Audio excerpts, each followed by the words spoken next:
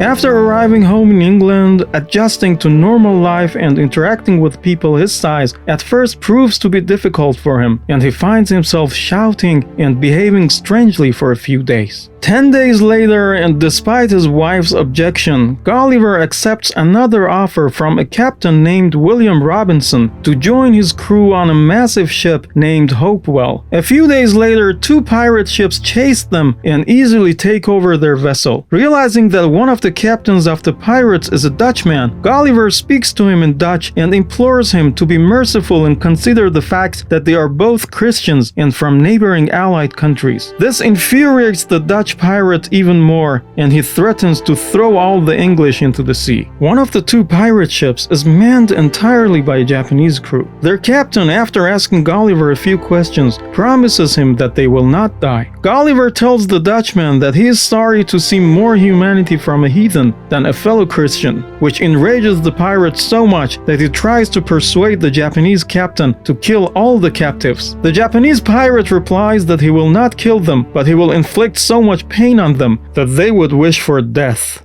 So, after putting the rest of the crew in the other ship, they give Gulliver a small canoe with provisions for 4 days and set him adrift. After sailing for a little while, Gulliver finds his way to a rocky and desolate island where he finds eggs and starts a fire using seaweed. After exploring the island and staying in a cave for a few days, Gulliver steps out and to his shock, he sees that the sun is completely covered, as if he stands under the shade of a massive mountain. Upon inspecting it closer, he realizes that it is a floating island with people walking on its surface. Gulliver waves his hat and screams out for help, and when the inhabitants of the floating island see him, they let down a chain with a seat fastened to the bottom of it, on which Gulliver sits and then is drawn up.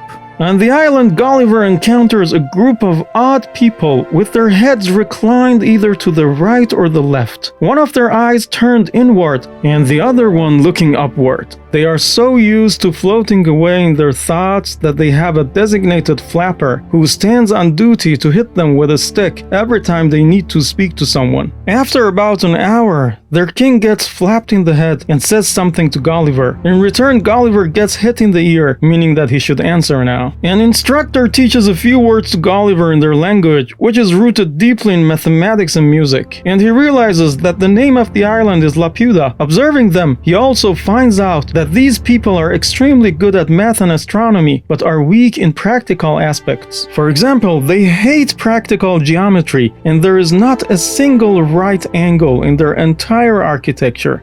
They are so obsessed with monitoring the Earth's movement in the galaxy that are constantly occupied by the fear of it falling out of the course with the sun and have no peace of mind. Their women, on the other hand, are very lively, and because they hate their husbands, are fond of strangers. Gulliver finds out that the island moves by using magnetic forces, and that when the king wants to punish a certain part of the country, he keeps the island on top of it to block the sun. After witnessing a successful revolt against the king by the people of a region named Lindalino, Gulliver is permitted to leave the floating island and venture into other parts of the country.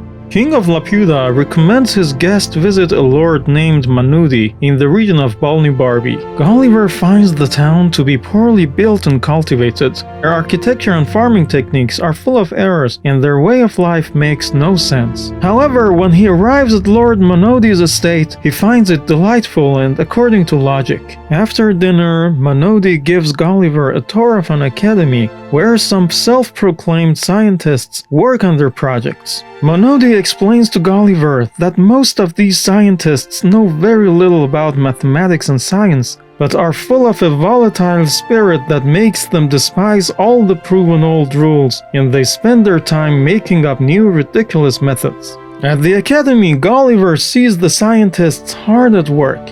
One man tries to extract sunbeams out of cucumbers and store them in files. The other one strives to turn feces back into food. Another scientist tries to turn ice into gunpowder and contemplates molding fire into shapes. He then visits an architect who intends to build a house by beginning at the roof and working downward to the foundation. The next chamber is occupied by a group of blind people who intend to mix paint for artists by smelling and touching it. The other room is occupied by a man who has invented a way to plow the ground using hogs. His plan is comprised of hiding food and treats under the ground and releasing 600 hogs on an acre of land to dig them out and therefore plow it. Another scientist works on a project regarding silk production and wants to replace silkworms with spiders. In the second section of the academy, a group of students use a machine that spits out random words. Their teacher claims that by using that instrument, now everyone can write books on philosophy, arts, politics, and mathematics. Another professor proposes to remove every element of the language except for nouns to streamline conversation and hopefully increase the lifespan of humans because every word that is spoken is harmful to the body. Gulliver visits a professor proposing taxation of women according to their beauty and on men based on the decision of a jury and according to their desirability to women. Another one believes that they can discover and foil conspiracies against the king by examining the subject's diet and the way they sleep and relieve themselves. Seeing all of that craziness makes Gulliver miss England, and he wishes to return home. Next, the traveler visits an island named Glubdubrib, which simply translates to the island of wizards, and soon gets used to the sight of spirits wandering around.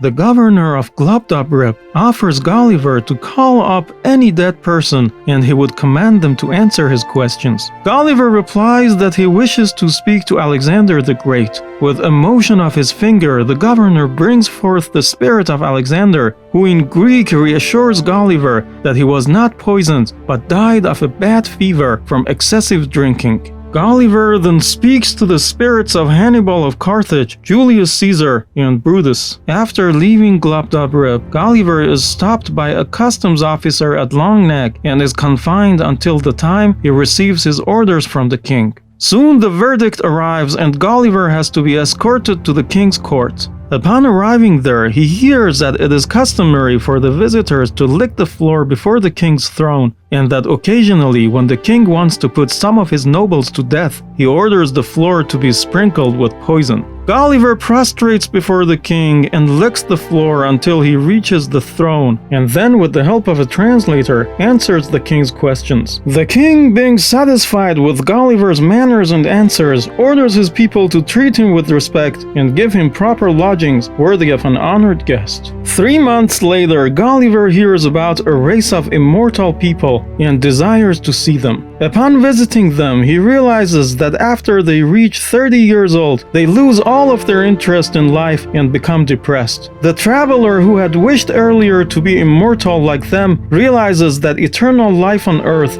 could be a curse and changes his mind. Eventually, Gulliver says goodbye to the people of Longnag and travels first to Japan, then to Holland, and then back to England. If you have been getting value out of this channel and you would like to support it, you can now become a member by clicking on the join button. Or you could use Venmo or buy me a coffee directly from the links in the description box. Thank you very much.